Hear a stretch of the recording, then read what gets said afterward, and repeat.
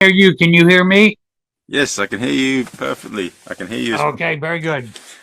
Yeah. How are you doing, Andy? Very well. And you? Yeah, not too bad. Can't complain. Can't complain.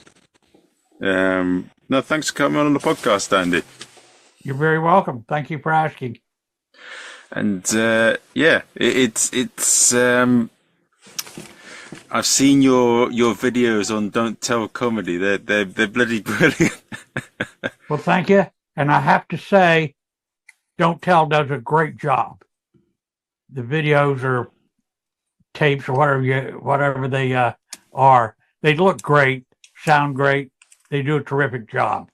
And those videos, they're two separate ones, have been very helpful to my career. How has it changed things for you? Did you get lots of requests for spots? Did you get work? It's just resulted in work. They post, in addition to it being on the Don't Tell channel, they post a lot of reels on Instagram. And that's just that has helped a lot. God bless him. It is the guy who, yeah, what they've done is brilliant. I don't know. I mean, it's incredible what he's done. Like renting studios, making it. Is it a bring your own booze and bring your own sort of food kind of event? And it's just, yeah, just conquered, just boom. Yeah, I didn't realize I started doing Don't Tell shows around Houston. I live in Houston, and there's a Don't Tell show here and a Don't Tell, and I go there, and there'd always be a nice audience, and it didn't, they paid enough, walking around money. It wasn't big, but they're good audiences. I didn't realize that they had expanded to the degree that they have until they asked me to do it. I didn't even realize they had this going on till I went over there. So it's well, probably a testament to how out of touch I am with my own business. I can't say, well, it's borderline upsetting. People are talking about crap that I don't understand what they're talking about. And I just get older and older. I'm 75, and every day I add 3 years to my life because I don't know what's going on. But whatever the case is, despite you saying that you're not good with technology, you have a social media following that many comedians would be envious of, despite all of that. Well, the irony isn't lost on me at all. I mean, when I think about it, it really does make me laugh because I ought to be the last person in the world that benefits from any sort of social media work.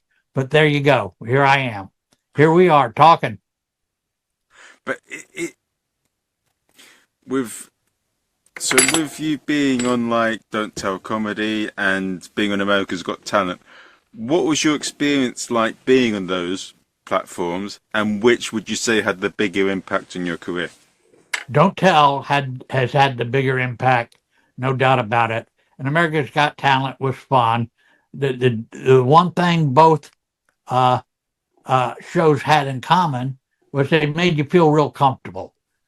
The atmosphere was very comfortable, so it was easy to go out and give a good performance. Of course, America's Got Talent was much, much, much bigger in scope. Their backstage was huge, and it just acts all over the place, all kinds of acts all over the place. But Don't Tell, you have a small little waiting room, not small, but yeah, compared to America's Got Talent, a small waiting room with 6, 7 other comics just sitting around talking. America's Got Talent. I mean, there's just people on unicycles and dance groups and singing groups and other comics. So the difference is enormous, but the end result was the same. I did, all you need to do when you're any performer. Here's the key to giving a good performance. You got to be relaxed. You got to be relaxed. That's all. That's all there is to it. Assuming you have the talent. If you have the talent, then you just need to be in a situation where they make you comfortable, and they know that. People that run shows know that, so they do their best. I've done 2 TV shows in the last 3 months or so. I did The View, which I don't know if y'all would be aware of that show, but that's a daytime talk show in America. And then I did a show featuring other comics called Comics Unleashed. Both a lot of fun. Both went well. Enjoyed doing both. And in both instances, they made you feel comfortable. A good comedy club, for instance. Well, any show, they just make you feel comfortable. Then it becomes easier. Not that you can't screw it up, but it's more difficult to screw it up when you're relaxed. And I don't even remember what your original question was, but relaxation. How did you make how come you were able to be relaxed when you presented those opportunities? Because I know that a lot of comics would probably not be relaxed in those situations. Experience and competence. I know I'm a good comic, and over the course of the year, 45 years, I've just have become I'm self-aware. I know I can do the job. So again, if it's a professional setup, not going to be. And again, I say all this, and I can still capable of giving a bad performance. I'm still capable of screwing up, but given my experience, and again, combined with the right atmosphere, it's kind of hard to screw up. It's just experience, though. Does being 45 years in the business and probably bombing on stage over 1,000 times mean that even Oh if Lord, the worst, easy that happened 1,000. wouldn't bother you? I'm sorry. Oh, easily over 1,000, did you say? Easy. I probably got, and you know what? Quite honestly, I probably got another 1,000 in my future. It's always a possibility. But with bombing that many times, you would have been prepared for the worst either way. Yeah, yeah. And the good news is, what constitutes bombing for me these days is just an extremely mediocre show. I mean, I'm getting the laughs, but they're just not what they should be. It's just like a mediocre energy, and most of the time that's my fault, that I'm not giving it the proper energy. So if I realize that's what's happening, I try to up the energy. But yeah, so bombing today is a lot better than bombing 30 years ago or even 20 years ago. Bombing 30 years ago might have been complete silence in the room. Now it's just kind of so laughs. Yeah. So that's, it's still upsetting, but and it's usually my fault. What kind of things have changed during your 45 years in the business in terms of like audiences? How has your approach to comedy sort of changed? My approach hasn't changed at all. I've always done what I've done the way I do it. I do the one-liners. That's what I love to do. That's what I've always done. The changing trends hasn't affected me at all. Here's how it's affected the audience.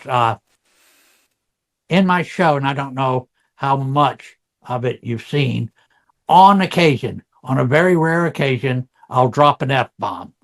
The other couple of years ago, I'm in East Texas, and East Texas is just about as a rural part of the country as you can imagine.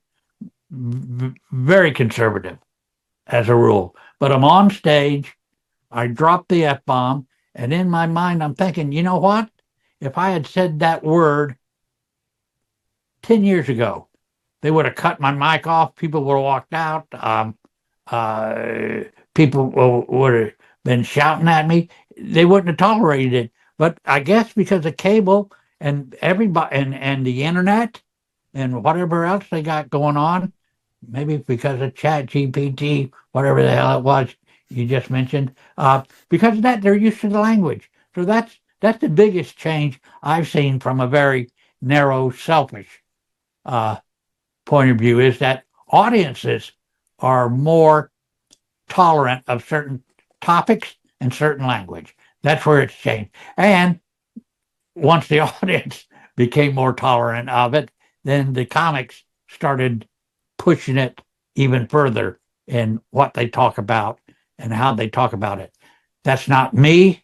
I haven't been influenced by that at all. Very little has influenced me. In fact, I'm not real sure anything has influenced me over the course of the 45 years because I had it in my head the way I wanted to do it. When I first started out, I worked totally clean. But as I got more comfortable on stage, more experience, more confident in myself, then I became willing to use a couple of words under some circumstances.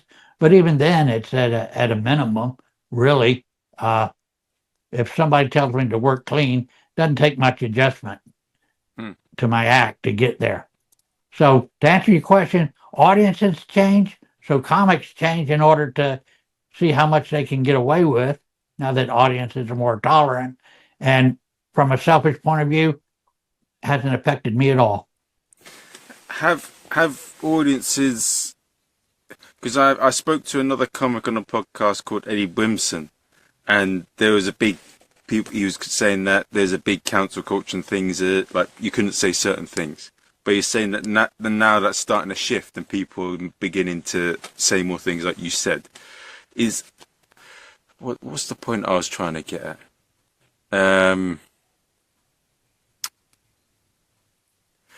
Do you believe in cancel culture? That's what I'm not asking you. No, I don't. Certainly not now, and I don't know that it was ever that brutal. Things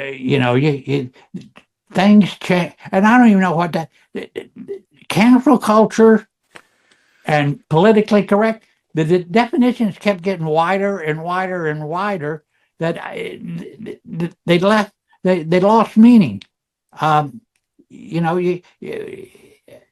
Cancel culture. What are you talking? You got fired. You did something your boss didn't like, and you got fired. Well, I guess that's cancel culture, depending on what happened. But no, I don't. It's the way it's the way it's always been, as far as I'm concerned. People have the culture. There's always been a segment of the society that isn't going to tolerate certain things, and when it pops up, they react, and maybe certainly they overreact in a lot of instances, but for the most part, I don't know that. You give something a name, now everybody gets stirred up. It's like when they started labeling certain comics or certain material as politically incorrect. Well, things have always been politically incorrect from the moment there were comics. Material they used was politically incorrect to certain segments of the society, and society reacted, and people didn't get work or they lost work. Nothing has changed. Just would you say you get cancelled in a different way, or it happens differently than what it used to? Maybe again, the internet has complicated life an awful lot. So there are comics with performances from 15 years ago on the internet, and people want to go digging for it. They can go digging for it. Then they decide it's, this comic 15 years ago was politically incorrect, but it's again, I don't know that it's changed that much. You adjust, you adjust if things are, but I don't know how much adjustment you have to do these days. But you have to acknowledge that you're not the only member of society, and you proceed accordingly. See, this is all very foreign to me. Um, Very selfish attitude on my part, but my material, as you've seen, I mean, I get nowhere near any of these controversies. I mean, that's just the nature of my act. So, this is very, uh, you know, puzzling to me. So, regards to all of it, yeah, you've remained the same throughout, so it's not really affected you. No, no, and I'm speaking. I know I should take the broader view. How does it affect all the comedy, not just me? And I do, but a lot of it a lot of it is posturing on the part of some comics. They want to be thought of as being edgy. Uh, that's a word I got tired of very quickly, but it's all good. Comedy's in good shape. Some people are going to have certain standards. If the comic violates it, then if they're a boss or a booker or somebody that can make decisions, then they're going to make decisions based on their standards, based on their needs. That's the way it's always gone. Now, for anyone that's listening in right now and they're comic, what advice would you give them for like tackling the problems that a lot of comics face, like in terms of dealing with difficult gigs, dealing with writer's block, what's it called? Dealing with setbacks in comedy. It's difficult. Building a career, making a career is just difficult, and I don't know that there's any general advice. Steve Martin said that the goal is to get so good they can't deny you, and I think that's probably a good start. Now I think it's a little more nuanced than that. I'm sure there are a lot of comics that were saying, "Look, I've gotten very good, and nothing's happened for me." Well, I don't. A lot of people. Somebody was saying the other day, if you're making a living doing stand up, oh, this is Patton Oswalt. If you're making a living doing stand up, then you've won. Now, maybe you would prefer working in film. Maybe you would prefer having your own TV show. In that sense, maybe you're losing. But if you're making comedy is so difficult, building a career is so difficult. If you're making a living, you're a winner. I think that's absolutely true. But otherwise, just get good. Just get good. And there's setbacks. Name me a profession that doesn't have setbacks. Um, Writer's block is difficult. Um, there's a novelist. I wish I could remember his name. He said one time, "You got to write every day because most of what you write is going to be crap, and you got to get it out of your system. You just got to get it out of your system." So to writer's block, I don't know any other solution other than to just sit down and start writing, even if it's not working out to being material that you can use in your act. Just get words on paper, which is how I do it. I'm a yellow legal pad and a ballpoint pen. Just put words on paper, and and this is assuming you have everything I say is based on the assumption that you're a comic, that you actually think funny and you think comedically. If that's who you are, then just and as far as writing goes, Just keep putting words on paper. It'll bust loose. It'll bust loose one day. And do you do it more like some people say when they write a joke, it just comes to them and they write it, or are you like very religious in that you do the Pomodoro technique and like for 20 seconds it's every day? Both. There are wonderful moments when a joke will come to you fully formed. You don't have to do anything to it. Some jokes come to you, but they need a little tinkering. And some jokes, and this is in my case, some jokes you just have to, grind it out. There's um, a topic that you think, well, this amuses me. Let's see how. And you sit down, and you start trying different setups. Do the setups lead to a joke? No. We'll try another setup. Sometimes I grind it out. Sometimes the joke comes to me fully formed. It happens all a variety of ways. So you've got to go in about a couple of minutes or so, is that right? No, I got a few minutes past that. Okay. Because I just want to, there's two questions that I want to ask. One of them in particular is, there's a comedian who's a road comic that's been going for a while called Stuart Huff. And he told me something, what you said there, but it's a little bit different. He said, to be an original comic with a unique voice, he says, don't let the crowd decide what you do as jokes. Okay, they're not laughing, but just keep tinkering it until it works. Well, yeah, if you believe in the joke.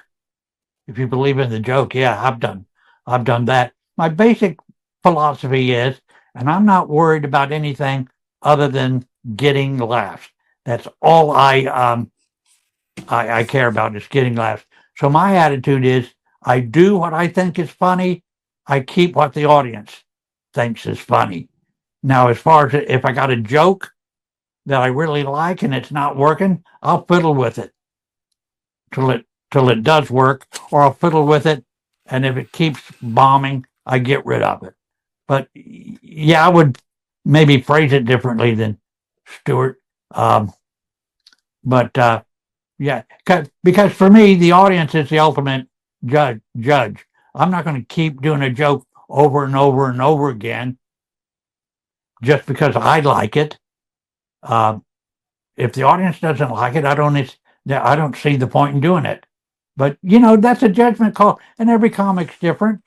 I do one-liners, so I take it. But if I don't know how Stuart works, but if you're a comic that does bits or long stories, there's always room for tinkering. So tinker away. Every comic, again, if you're a comic and you think funny and you think comedically, then just trust your instincts. I think that's the answer to most problems that a comic faces. Just trust your instinct, and it tells you to hang in there with that joke. Hang in there with that joke. If it tells you to drop it, drop it. And again, that's my instinct. But I also rely on the audience's instinct. And if their instinct tells me it's not funny, then I get rid of it. And what I've heard about the American circuit is that you used to make a lot of money through the college circuit and through cruises, but I heard that that's now changed, and that's not the way that a lot of comics make their money. They obviously make it through like cruises and all of that and corporates, but the college circuit has dried up. Is that true? I don't know. I never worked a college circuit. I will tell you this.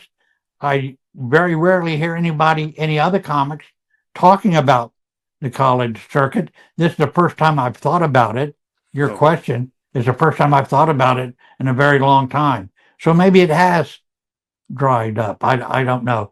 Cruises are still going strong. It's been a blessing to a lot of comics. And you mentioned one other Corporates.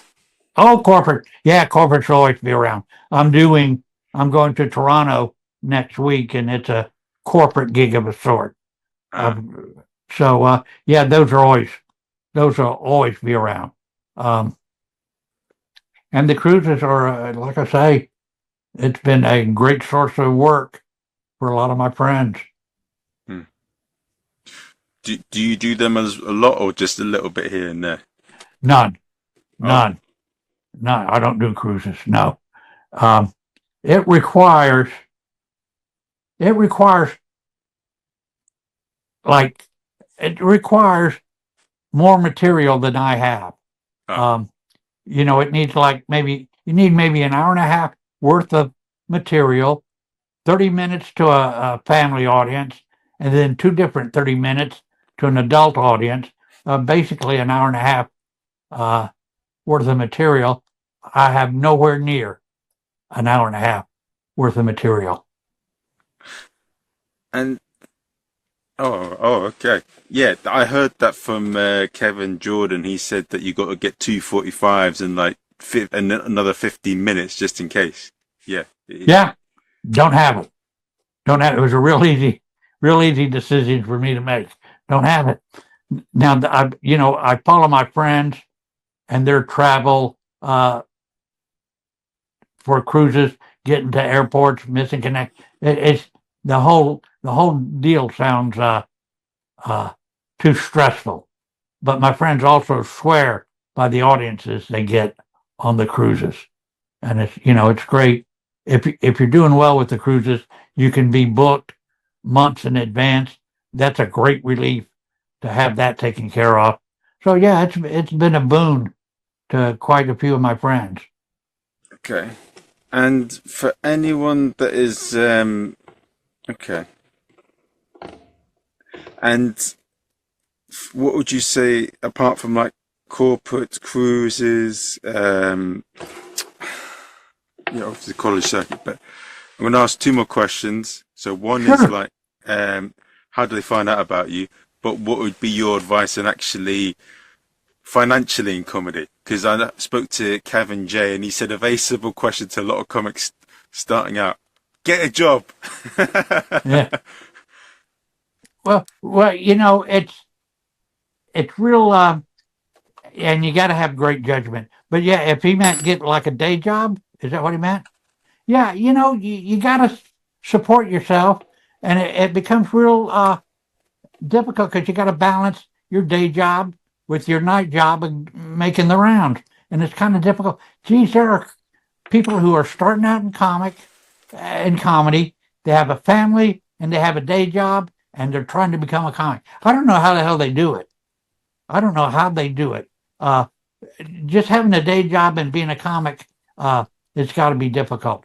But yeah, you got to have some financial security so you that uh, takes that worry out of your mind. It'd be nice. It's always nice if you have the financial freedom to say no to a lot of crap gigs, a lot of bad gigs. If you don't, you know how many gigs that I've taken when I didn't have a day job and I needed to pay the light bill. So I'll do a bar gig for $75 just to. So if you have a day job, you can turn down. When you first start out, every gig is a good gig, but at some point, stage time, any stage time is good. At some point, what you need is good stage time. Bad stage time in front of a an audience that is more interested in drinking than watching comedy, that doesn't help you. At some point, that doesn't help you. So if you have a day job, you have the freedom to say no. Uh, and I've had several friends. At what point do you drop the day job and you start pursuing stand up full time? Well, it's a delicate. You got to have good judgment. Can I afford to quit the day job now? Am I getting enough work to justify? It's a tough call. Hmm. No, um, yeah, one thing I want to do is I've interviewed a couple of comedians from Africa, like Kenya and Nigeria, not Nigeria, but Zambia. And he was telling me questions about how some people have gone on, they sacrifice everything, their house, their money, and they go into one of the big scenes in Africa and they go on a bus. And, and he says, I've not heard back from him since. And that's a question I want to hear of as well. Yeah. Yeah. It's a difficult life. You got some tough decisions to make. I mean, can you imagine having a day job and pursuing stand-up and you have a family? I don't know how they do it. And some do it very successfully. They got more character than I have.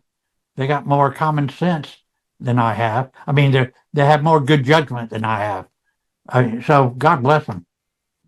I'm a single person, have always been single. I have no responsibilities outside myself. That makes life so much easier when it comes to pursuing stand-up. Because I was always able to devote myself completely to the profession. I wouldn't have been able to do it if I had a family. I wouldn't have been able to juggle the two. Yeah, that's I've had that with a couple comedians on the podcast, like Scott Bennett. He calls himself Scott Kingston, but he mentioned like he'll miss weeks because of his kids, and he doesn't want to miss out on their life. Yeah, well, that's a tough call, and you got to make a judgment as to how much you give to the career, how much you give to the family. I don't, like I say, I've never had that dilemma. Now, to anyone that is listening now and then emerging comic, or if they want to find out about your work, how do they get in touch with you and how do they find out about you?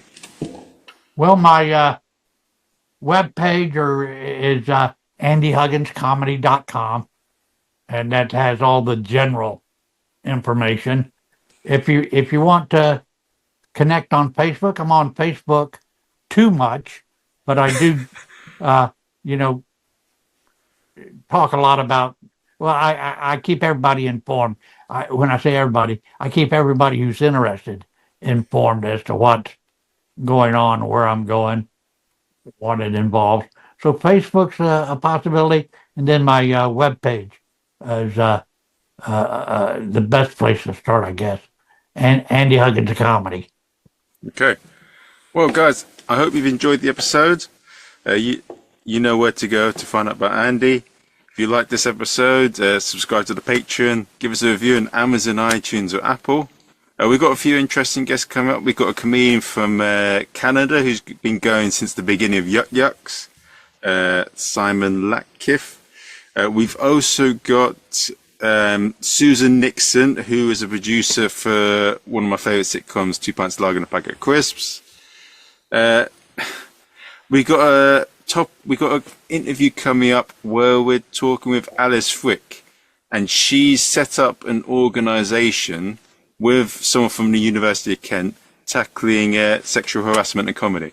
So I'm going to have a chat with her. So these are all the episodes coming up, and I hope you've enjoyed them, and I'll speak to you guys soon. Thank you very much. All right.